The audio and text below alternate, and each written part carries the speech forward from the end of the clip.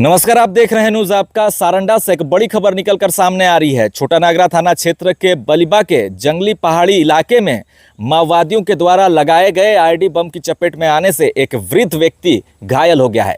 ये घटना कुछ देर पहले की ही है। इस पूरे घटनाक्रम के बारे में ग्रामीणों ने बताया है कि बलिबा गांव के कुछ लोग पारंपरिक हथियार लेकर जंगल शिकार करने के लिए गए हुए थे। इसी दौरान एक बलिबा गांव के ही साहू बरजो नाम का व्यक्ति का पैर प्रेशर आईडी बम पर पड़ गया, जिससे एक बड़े धमाके के साथ वो बुरी तरह से घायल हो गया है।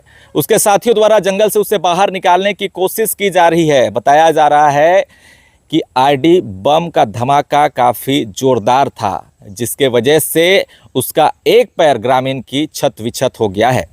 घायल का इलाज कराने के लिए उनके पास कोई भी बलिबा में वैसी कोई स्वास्थ्य सुविधा नहीं है। ऐसे में सुरक्षा बलों से मदद लेने की कोशिश की जा रही है। वहां पर सुरक्षा बलों का एक कैंप है, पर लोग डर के कारण बलिबा कैंप लेकर नहीं गए थे। जब हम उनसे बातचीत कर रहे थे उस वक्त, फिलहाल उसे कैंप में ही तुरंत बेहतर उपचार करने की कोशिश की जाएगी। आपको बता दें कि सारंडा का बलिबा वही इलाका है जिन इलाकों में माओवादियों का गढ़ है, और अपने आप को सुरक्षित रखने के लिए उन्होंने पूरे जंगलों में आईडी बम बिछा दिए हैं, जिसकी चपेट में आने से सैकड़ों सुरक्षा बल अब तक घायल हो चुके हैं। बलिबा में सुरक्षा बलों के कैंप बनने के बाद अभियान काफ़ी तेज हो गया है। अभियान चलाना काफ़ी आसान हो गया है, मगर नुकसान भी काफ़ी ज़्यादा सुरक्षा बलों को उठाना पड़ा है। 6 मार्च को ही इसी बलिबा इलाके में सीआरपीएफ 197 बटालियन के 3 जवान घायल हो गए थे आईडी बम और स्पाइक होल की चपेट में आने से। वहीं अक्टूबर 2024 में ही बलिबा और समठा के रास्ते में आईडी विस्फोट की चपेट में आने से सुनील सुरीन बुरी तरह से घायल हो गया था। इस घटना को पुलिस को नहीं बताया गया और घर में ही उसका इलाज करवाया जा रहा था। फिर एक दिन बाद सुनील सुरीन की मौत हो गई। जागरूकता की कमी कहें या कुछ और ही, पर लोग ऐसी घटनाओं के बाद पुलिस तक जानकारी नहीं पहुंचाना चाहते। ऐसे में इलाज में देरी के कारण भी जो है उस सुनील सुरीन की मौत हो गई थी। बलिबा की सड़कों को मैंने आपको पहले भी दिखाया है कि अगर किसी को भी तत्काल इलाज की ज़रूरत है, इमरजेंसी की स्थिति बनी हुई है, तो इन्हीं कच्चे रास्तों से होकर उसे अस्पताल लेकर जाना होगा। और मनहरपुर छोड़कर कोई भी नज़दीक में स्वास्थ्य केंद्र नहीं है। ऐसे में स्वास्थ्य सुविधाओं को लेकर भी काफ़ी ज़्यादा ग्रामीणों को वहाँ समस्याएं होती है। अगर हम बात करें माओवादियों के द्वारा लगाए गए आईडी बम की चपेट में आने से जो ग्रामीणों की मौत हुई है उसके बारे में, तो मैंने इसके संबंधित कई विस्तृत जानकारियां भी आपको दी है कि अब तक पश्चिम सिंहभूम जिले में 21 से ज़्यादा आम ग्रामीणों की आईडी बम की चपेट में आने से मौत हो चुकी है। हाल के ही दिनों में बलिबा से सटे तिरिलपोसी इलाके की सानेरो जो है गागराई नाम की जो एक बच्ची थी 7 वर्षीय, वो भी घायल होने के बाद उसकी दर्दनाक मौत हो गई थी।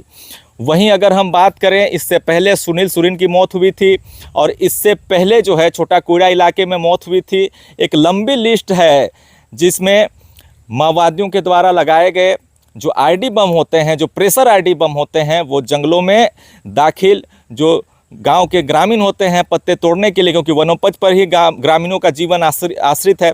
और ऐसे में जब भी वो जंगल में दाखिल होते हैं, प्रेशर आईडी बम पैरों पर जो है पड़ता है और फिर बड़े धमाके के साथ उनकी दर्दनाक मौत हो जाती है। मुखबिरी के नाम पर सैकड़ों ग्रामीणों की मौत भी माओवादियों के द्वारा दी जा चुकी है, हत्याएं की जा चुकी है, और आईडी बम की चपेट में आने से लगातार ग्रामीणों की मौत हो रही है। कल के दिनों में ही देखा होगा आपने, झारखंड उड़ीसा बॉर्डर से विस्फोटक सामग्री जेलेटिन को काफ़ी बड़ी मात्रा में माओवादियों के द्वारा लूट लिया गया था, जिसको लेकर लगातार अभियान चल रहे थे। कल जो है उसी तिरिलपोसी इलाके में मुठभेड़ की स्थिति बनी हुई थी, गोलीबारी हुई, लेकिन माओवादी वहां से किसी तरह भाग निकले, मगर वहां पर सुरक्षा बल का जवान जो है एक घायल हो गया था। और ये वही इलाके में जो है कुछ दिन पूर्व ही बाबू डेरा का जो इलाका है, वहाँ पर 1 करोड़ इनामी माओवादी मिसिर बेसरा के उनके जो बंकर थे, उनके जो मोर्चे थे, उन्हें ध्वस्त किया जा चुका है। और ऐसे में माओवादियों का जो वो गढ़ है काफ़ी कमज़ोर होते हुए दिखाई दे रहा था। उनके पास विस्फोटक सामग्री की कमी भी देखने को मिल रही थी, क्योंकि लगातार सुरक्षा बल के जवान जो है उनके पूर्व में बिछाए गए आईडी बमों को रिकवर कर रहे थे, उनके डंप को भी बरामद कर रहे थे, उससे कई हथियार मिल रहे थे, कई ऐसे विस्फोटक सामग्रियां मिल रही थी। लेकिन अब जो है उस लूटकांड के बाद माओवादियों की ताकत पहले की तुलना में अब बढ़ चुकी होगी। और देखिए अब जो है पहली घटना उस लूटकांड के बाद देखने को मिली है, जिसमें ग्रामीण की हालत जो है काफ़ी गंभीर है, आईडी बम की चपेट में वो आ गया है। ऐसे में आने वाले समय में भी मैंने जिस तरीके से पिछले वीडियो में बताया था कि आम ग्रामीणों के साथ साथ सुरक्षा बलों को बहुत बड़ी चुनौतियों का सामना करना पड़ेगा। जो जंगल में नक्सल ऑपरेशन चल रहे हैं वो काफ़ी ज़्यादा प्रभावित हो सकते हैं, क्योंकि माओवादियों के पास सबसे बड़ा हथियार अगर है तो वो है सिर्फ आईडी बम। उसी से वो अपनी सुरक्षा करते हैं और एक तरह से कहें तो उसी आईडी बम से सबसे बड़ा नुकसान जो है सुरक्षा बलों को भी पहुंचता है। अब तक जो है हम तक फ़ोटो नहीं पहुंच पाई है, क्योंकि जिस व्यक्ति के साथ जो हमारी बातचीत हुई थी उसके जो फ़ोन में वो कीपैड वाला फ़ोन यूज करता है, तो हम कोशिश करेंगे किसी तरह से वो तस्वीर हम तक पहुंच जाए। लेकिन एक बहुत बड़ी अपडेट है जो सबसे पहले आपको इस चैनल पर देखने को मिल रही है, और इसी तरह की लेटेस्ट अपडेट सारंडा से नक्सल अभियान से जुड़ी हुई आपको देखना है तो फिर इस चैनल को सब्सक्राइब कर लें। मिलते हैं इसी अपडेट के नेक्स्ट वर्जन में। देखते रहें न्यूज़ आपका। धन्यवाद।